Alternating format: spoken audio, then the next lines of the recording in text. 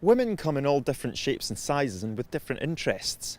Some enjoy doing their nails, some enjoy playing video games, and some of them enjoy playing sports.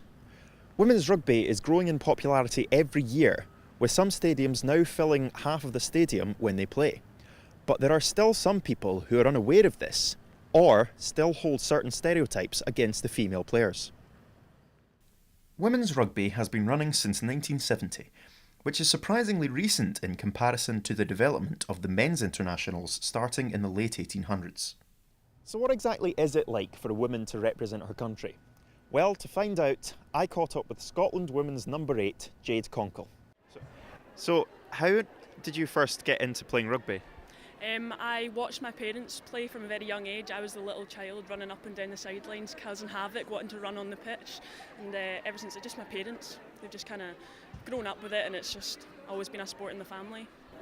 So what does it feel like to be able to represent your country? It's the most surreal experience in my whole entire life. I could not ask for anything more special. Every single time I step on the pitch, it means everything. Obviously, there's a lot's made of rugby. Is obviously a very sort of male-dominated environment. So, just give us a little bit of an idea as to what it's like being a woman in this sort of environment.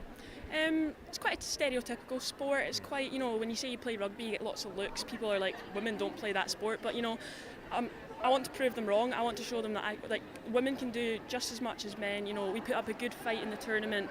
All the women's team put up a really good fight, and at the end of the day, I think the gender inequality is coming down to a minimal, but we just got to keep fighting for women's sport.